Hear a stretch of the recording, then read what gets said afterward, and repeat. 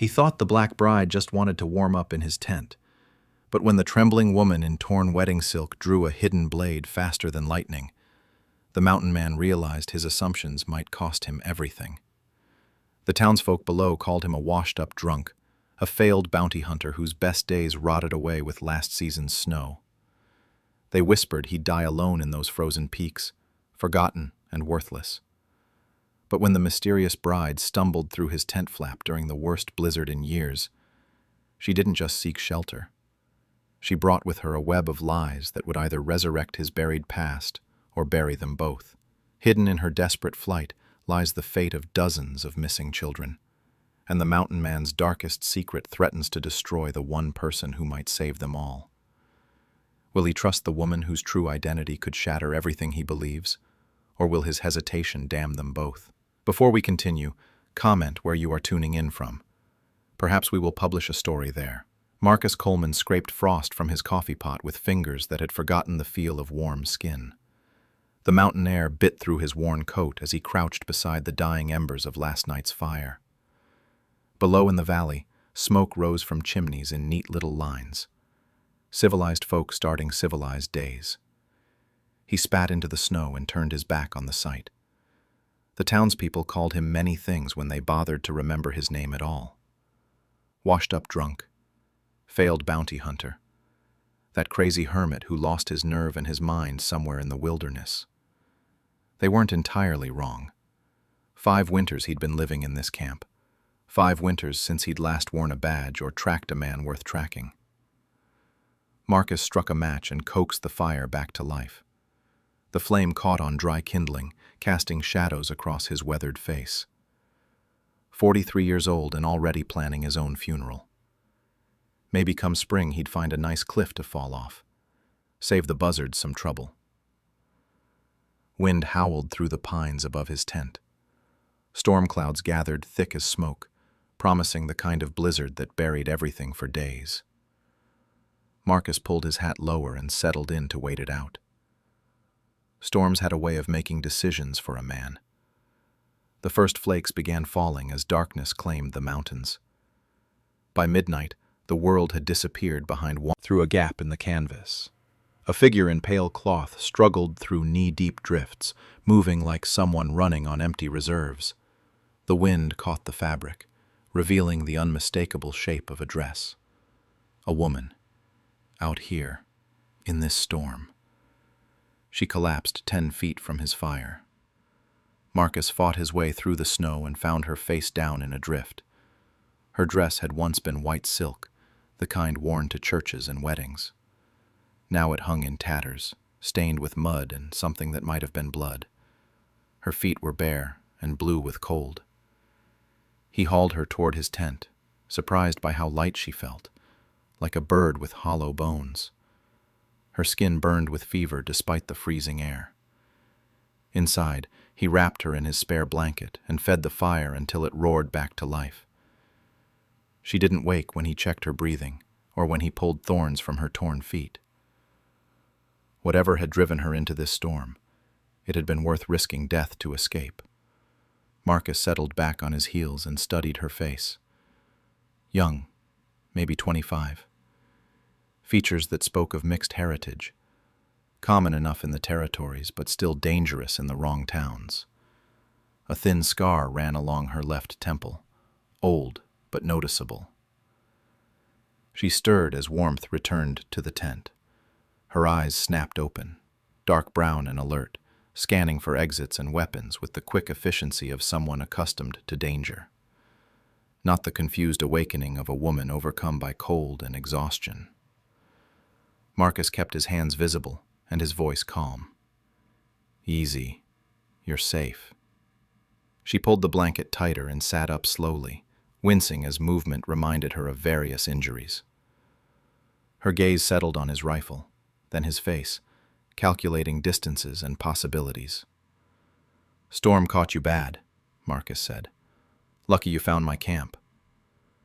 She nodded but didn't speak. Smart. Words revealed too much too quickly. Marcus poured coffee into his spare cup and offered it to her. She accepted it with both hands, breathing the steam before taking careful sips. Her fingers showed calluses that didn't match the expensive dress or the delicate way she held the cup. "Got a name?" he asked. "Eva." Her voice carried a slight rasp, as if she'd torn dress, the desperate flight, the way she checked exits and watched shadows. Some men didn't take kindly to being left at the altar. "Well, they won't find anything in this storm," he said.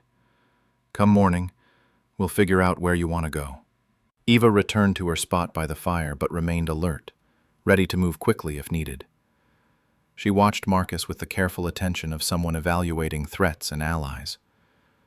Outside, the wind continued its assault on the mountain. Inside, two strangers sat in careful silence, each carrying secrets the other couldn't yet imagine. Dawn broke gray and cold across the mountain peaks.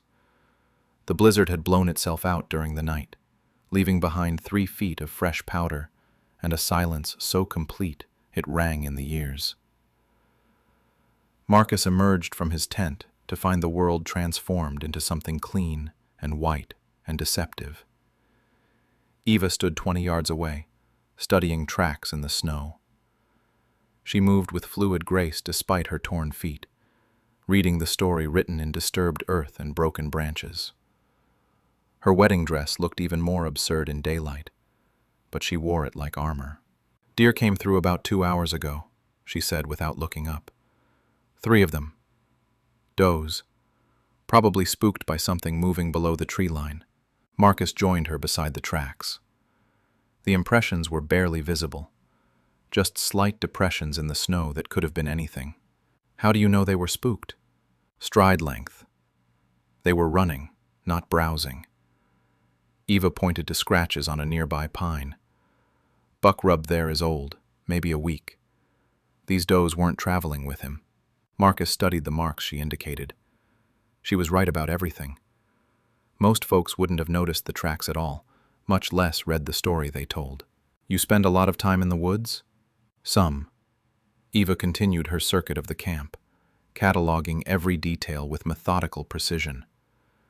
She identified where the wind had carved channels through the snow, noted which trees had shed branches during the storm, and located a fox den Marcus had never noticed, despite living here for months. "Your husband teach you tracking?" Marcus asked. Eva's expression hardened. "My father." She returned to the fire and accepted another cup of coffee. The liquid steamed in the cold tree line 50 yards below.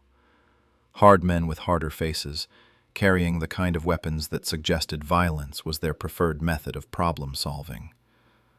Marcus recognized the type, even if he didn't know the individuals. Bounty hunters, the kind who asked questions after collecting payment. The lead rider wore a star-shaped badge that caught the morning light. Deputy something from some town Marcus had never visited. The man's horse labored in the deep snow, but he pushed the animal forward with the determination of someone following a very specific trail. They pulled up at the edge of Marcus's camp. The deputy remained mounted while his companions spread out in a loose semicircle, standard intimidation formation, designed to make running impossible and surrender seem reasonable. "Mornin'!" the deputy called out. His voice carried the flat authority of someone accustomed to being obeyed.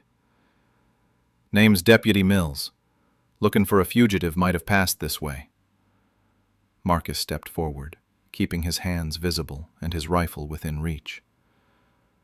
"Don't see many folks up here." "What kind of fugitive?" "Dangerous one. Wanted for theft and assault. Probably armed."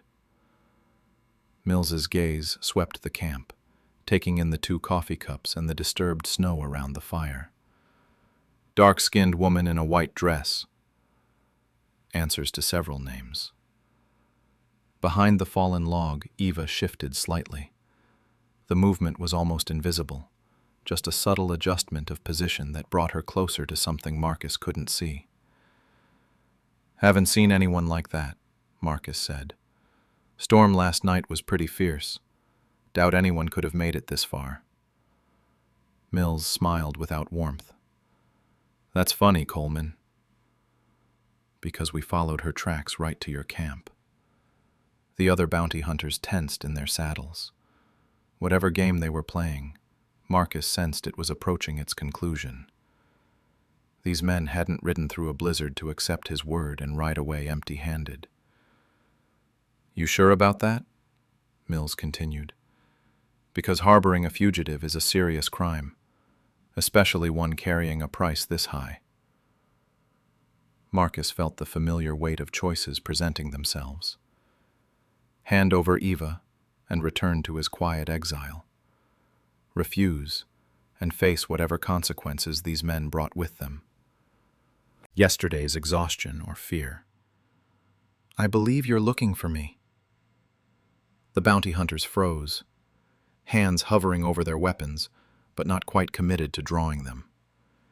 Eva stood 30 feet away, with clear lines of sight to all 4 men. Professional gunfighters recognized when they were outmaneuvered.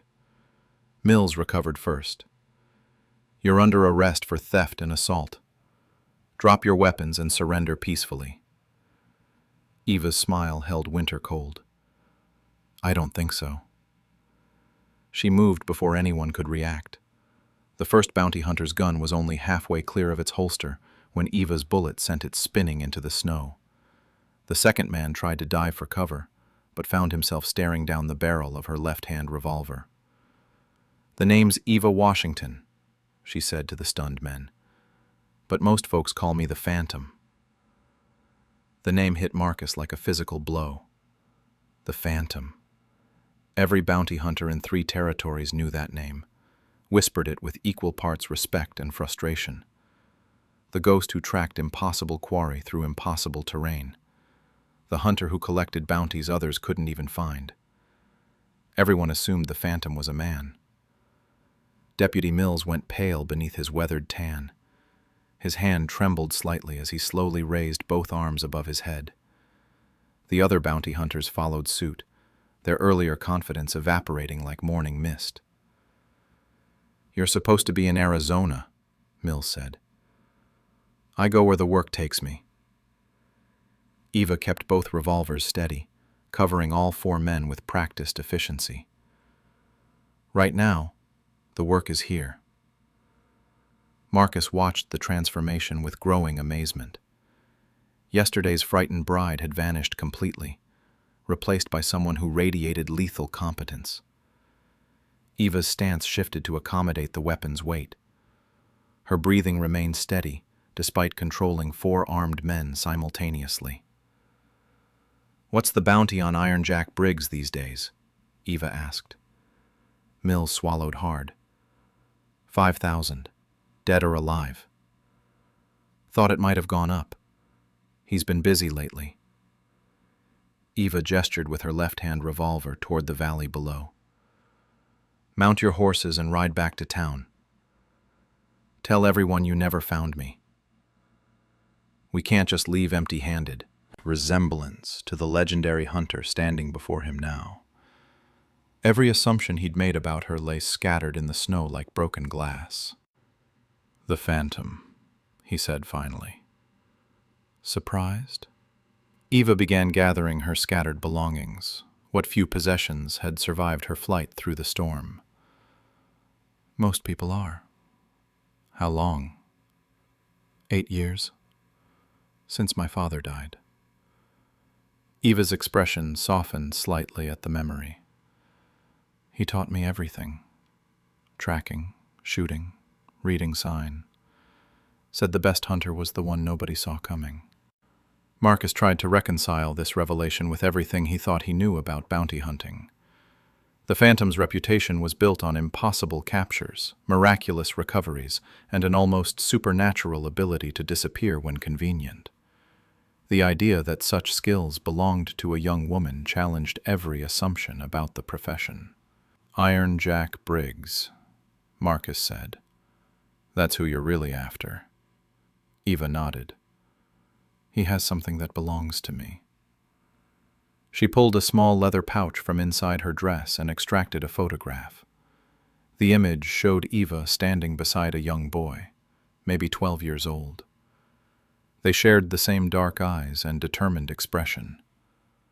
Samuel, my brother. Eva's voice carried pain she couldn't quite hide. Jack took him 3 months ago. Why? Leverage. He found out who I was and decided family made better bait than money. Eva returned the photograph to its pouch with careful hands. He's holding Samuel at a compound near Pine Ridge. Marcus knew Pine Ridge. Small mining town 2 days' ride south. The kind of place where questions weren't welcome and answers cost extra. If Iron Jack had established operations there, he'd chosen his location well. You could have taken those bounty hunters, Marcus observed. Why didn't you? Because I need help. The admission clearly cost Eva something. Jack's compound is too well fortified for one person, even me. She turned to face Marcus directly, meeting his gaze without flinching. I'm asking you to partner with me. Marcus felt the familiar weight of momentous decisions. 5 years of isolation had insulated him from the kind of choices that was a long time ago. Skills like that don't disappear, they just get rusty. Eva began breaking down her makeshift camp, preparing for immediate departure. I can teach you what's changed in the business. New techniques, better equipment. In exchange, you help me get Samuel back. Marcus watched her efficient preparations and felt something stirring in his chest that he'd thought was dead. Purpose, maybe. The possibility of redemption through action rather than isolation. What makes you think Jack won't just kill the boy if we get too close? Eva's expression hardened into something that promised violence. Because he needs Samuel alive to control me. The moment Samuel dies, Jack loses his only advantage. She shouldered her pack and looked at Marcus expectantly. So what's it going to be, Coleman? Ready to remember who you used to be? They rode south through pine forests draped in fresh snow, 2 unlikely partners bound by necessity and shared purpose. Eva had traded her torn wedding dress for practical traveling clothes she'd somehow concealed in her small pack. Marcus wondered what other surprises she carried. The trail to Pine Ridge wound through mountain passes that tested both horses and riders. Eva set a punishing pace, driven by urgency that grew stronger with each mile. She spoke little during the journey, but Marcus caught her checking her brother's photograph whenever she thought he wasn't looking. By late afternoon, they reached the ridge overlooking Pine Ridge. The town sprawled across a valley floor like a collection of children's blocks, smoke rising from dozens of chimneys. Buildings clustered around a central main street, with mining operations visible on the surrounding hillsides. Eva produced a small telescope and studied the settlement with professional interest. She noted guard positions, escape routes, and the location of what appeared to be a fortified compound on the town's eastern edge. That's it, she said, passing Marcus the telescope. Jack's operation. Marcus examined the compound through the lens. High walls surrounded several buildings, with armed men patrolling the perimeter at regular intervals.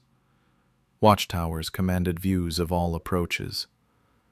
The entire structure radiated the kind of paranoid security. I've been watching the compound for 2 weeks, she said.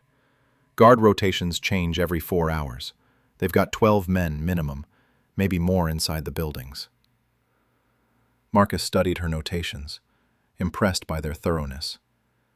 You did all this reconnaissance yourself? Had to. Couldn't risk hiring help until I found someone I could trust. Eva traced possible approach routes with her finger. The problem is the open ground around the walls. No cover for the last 100 yards. What about the mine shafts? Eva looked up sharply. What mine shafts? Marcus pointed to several locations on her map where his memory supplied details her observations had missed. Old silver mine. Tunnels run all through this area. Some of them come up right inside the compound. How do you know that? The question hung in the air between them like smoke from their fire. Marcus felt Eva's eyes studying his face, searching for tells and inconsistencies. He'd revealed knowledge he shouldn't possess, made connections that required intimate familiarity with terrain she'd spent weeks mapping. "I've been through this area before," Marcus said carefully. "When?" The weight of unspoken truth pressed down on Marcus like a physical burden. 5 years of isolation had been built on avoiding exactly this kind of conversation. But Eva's direct gaze demanded honesty, and her brother's life hung in the balance of whatever trust they could build between them. 6 years ago, Marcus said finally, when I was working with Jack. Eva went very still. Her hand drifted toward her revolver with unconscious precision, though she didn't draw the weapon. Working with him how? Partners. For about 8 months. Marcus stared into the fire rather than meet her eyes. Before I knew what kind of man he really was. And what kind of man is that? The kind who sells children to mining companies. Marcus's voice carried the weight of old guilt and fresh determination. The kind who doesn't care if they live long enough to see their next birthday. Eva's hand moved away from her weapon. That's why you left. That's why I ran. Marcus finally looked up, meeting her gaze directly. When I found out about Coleman suddenly stopped taking jobs. Failure seemed preferable to the truth, which was that you'd grown a conscience. Marcus smiled without humor. Consciences don't pay well in our line of work. Eva folded her map and tucked it away. But they help you sleep at night. Sometimes. She studied his face in the firelight, evaluating the man sitting across from her against everything she'd learned about his past. How well do you know Jack's current operation? Well enough. He's using the same methods I helped him develop. Same contacts, same routes, same blind spots. Marcus felt the familiar shame that accompanied these memories. I know how he thinks because I taught him half of what he knows. Then you know how to beat him. Maybe, if we're smart about it. Marcus met her eyes across the dancing flames. Are you sure you want my help? After everything I just told you? Eva's answer came without hesitation. You walked away when it mattered. That tells me everything I need to know about who you really are. Dawn brought clarity to their desperate plan. Marcus would approach the compound openly, claiming he wanted back into Jack's operation. Eva would infiltrate Pine Ridge as a school teacher, seeking work at the mission that served as a front for the trafficking ring. Eva transformed herself with the same thoroughness she'd shown as the helpless bride. She braided her hair severely, donned wire-rimmed spectacles, and adopted the posture of someone accustomed to correcting children's grammar. The change was remarkable and complete. Federal marshals are 3 days behind us, she said, adjusting her plain brown dress. I sent word before leaving Denver. If we can gather enough evidence and hold out until they arrive, we can end this entire operation. Marcus checked his weapons one final time. What if Jack doesn't buy my return? Then we improvise. Eva shouldered her small traveling bag, now packed with teacher supplies instead of hunting gear. Remember, Jack's weakness has always been his ego. He wants to believe he's smarter than everyone else. They parted ways at the edge of town. Eva headed for the mission school while Marcus rode directly toward the compound. Remembered. Behind Jack walked 2 armed men who served as both companions and insurance against unwelcome surprises. Marcus Coleman, Heard you'd gone native up in those mountains. Jack extended his hand in greeting, a gesture Marcus accepted with appropriate caution. What brings you back to civilization? Getting tired of talking to rocks and trees. Marcus kept his voice casual, despite the tension crackling through the air. Figured it was time to rejoin the living. Jack laughed with genuine amusement. The living pay better than the rocks, that's certain. Come inside. We've got some catching up to do. The compound's interior felt like stepping back in time. Jack had expanded his operations, but maintained the same basic layout Marcus had helped design years ago. The main building housed offices and living quarters, while the outbuildings contained storage and workshops for less legitimate activities. They settled in Jack's office, a room dominated by maps and ledgers that chronicled the scope of his criminal empire. Jack poured whiskey from an expensive bottle, the kind of gesture that demonstrated prosperity and hospitality in equal measure. "So what's the real reason you're here?" Jack asked, settling behind his desk like a king receiving petitioners. "Because I know you didn't ride all this way just to reminisce about old times." Marcus sipped his whiskey and chose his words carefully. "Maybe I'm tired of being poor. Maybe I miss the excitement. Maybe isolation isn't everything it's cracked up to be. Or maybe you heard about the phantom sniffing around my operation." Jack's smile didn't waver, but his eyes grew calculating. "Funny thing about timing, Marcus. You disappear for 5 years, then show up right when I've got the most famous bounty hunter in 3 territories trying to cause me trouble." "The phantom's after you?" "The phantom's after something that belongs to me. Little insurance policy I picked up a few months back." Jack opened a desk drawer and withdrew a photograph, placing it where Marcus could see clearly. "Recognize him?" The image showed Samuel Washington in what appeared to be a schoolroom, surrounded by other children of various ages. All of them looked healthy but subdued, like prisoners who'd learned not to cause trouble. Leaned forward, his expression growing serious. "I need the phantom dead, Marcus. Permanently. And I need it done in a way that sends a message to anyone else who might think about interfering with my business." Marcus felt the trap closing around him with mechanical precision. Jack hadn't bought his story of wanting back into the operation. This was a test, a way of determining whether Marcus Coleman had truly returned or if something more complicated was happening. "What makes you think I'm still capable of that kind of work?" Marcus asked. "Because killing is like riding a horse. Once you learn, you never really forget." Jack's smile turned cold. "Besides, you helped me build all this. Seems fitting you should help me protect it." Outside, church bells rang the hour. Eva would be starting her infiltration of the mission school, gathering evidence and locating the children. Everything depended on maintaining their deceptions long enough for the marshals to arrive. "All right," Marcus said finally. "But I'll need to know everything about the phantom's movements. Where she's been spotted, what kind of resources she has, who might be helping her." Jack's smile returned to full wattage. "I knew I could count on you, partner. Welcome back to the living."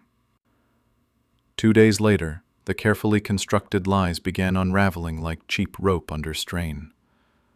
Marcus had spent 48 hours playing his role perfectly, gathering intelligence on Jack's operation while maintaining his cover as a reformed partner. But suspicion grew in Jack's eyes like a slow-burning fuse approaching powder. Eva's mission at the school had proven more successful and more dangerous than either of them anticipated. She'd documented the trafficking operation with damning precision, photographing ledgers and identifying the children being held against their will. But her cover was tissue-thin, and Sheriff Daniels had begun asking uncomfortable questions about the new teacher's credentials. The breaking point came during breakfast in the compound's main hall. "Funny thing happened yesterday," Jack said, cutting into his eggs with deliberate precision. "Got a telegram from an old friend in Denver. Seems someone's been asking questions about my business." I think someone did. "And I think that someone has been playing a very dangerous game." Jack stood slowly, his movement casual but purposeful. "Question is, how stupid do you think I am?" "Not stupid at all. Just paranoid enough to see enemies where there aren't any." Jack's laugh carried no humor. "Paranoid keeps me alive, Marcus. Paranoid keeps my business running when other men's businesses get shut down by ambitious lawmen and meddling bounty hunters." The accusation hung in the air like gun smoke. Marcus felt the weight of 20 eyes watching his reaction, measuring his response for signs of guilt or deception. Everything depended on selling his innocence in the next few seconds. "If you've got something to say it plain," Marcus replied. "I'm saying the Phantom isn't working alone. I'm saying someone with inside knowledge has been feeding information to federal authorities. And I'm saying that someone is sitting at my breakfast table pretending to be my friend." Jack gestured to his men, who moved with coordinated efficiency to surround Marcus's position. Escape routes disappeared as armed bodies blocked doors and windows. The trap had been sprung with professional expertise. "Now we're going to take a little walk," Jack continued, "down to the mission school. See if we can't clear up this mystery once and for all." Marcus rose from his chair with careful movements, knowing that sudden actions would trigger violence he couldn't survive. His weapons had been subtly removed during the night, leaving him defenseless except for his wits and whatever help Eva might provide. The procession moved through Pine Ridge's main street like a funeral march. Townspeople watched from doorways and windows, sensing drama, but uncertain of its nature. Jack walked beside Marcus with casual confidence, secure in his numerical advantage and intimate knowledge of the terrain. The mission school occupied a modest building near the church, its facade radiating the kind of wholesome respectability that made excellent camouflage for criminal enterprises. Children's voices carried through open windows, reciting lessons under the guidance of their temporary teacher. "Call you Miss Washington?" Eva's hand moved toward the hidden gun Marcus knew she carried, but stopped when she noticed the children's positions. Any gunfight would endanger innocent lives, a risk she couldn't accept. "I'm afraid I don't know what you mean," Eva replied. "Sure you do. You're the Phantom, the great ghost hunter who's been causing me so much trouble." Jack stepped closer, enjoying his moment of triumph. "And this is your partner, my old friend Marcus Coleman, who thought he could play both sides without getting caught." Samuel Washington sat in the front row, his young face showing recognition and hope at seeing his sister. Eva met his eyes briefly, communicating reassurance and love in a single glance. "Children," Eva said calmly, "please line up by the door. We're going to step outside for a few minutes." "No," Jack countermanded. "Children, stay right where they are. Wouldn't want anyone to get hurt because of poor decisions." Marcus watched the standoff develop with growing desperation. Eva was trapped between protecting the children and rescuing her brother.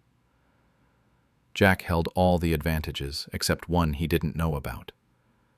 The federal marshals were less than an hour away. "So what happens now?" Marcus asked. Jack's smile promised unpleasant consequences. "Now we wait for my friends to arrive. Then we have ourselves a proper conversation about loyalty and consequences." Thunder rumbled in the distance. Not weather, but horses. Many horses, moving fast. Eva's smile matched Jack's for cold promise. Your friends might be disappointed. The sound grew louder, resolving into the disciplined cadence of federal cavalry. Jack's confident expression began showing cracks as he realized his carefully orchestrated victory was about to become something else entirely. Marcus stepped forward, placing himself between Jack's men and the children. It's over, Jack. Time to make this easy on everyone. Through the windows, they could see dust clouds approaching from 3 directions simultaneously. The marshals had brought enough men to surround the entire town.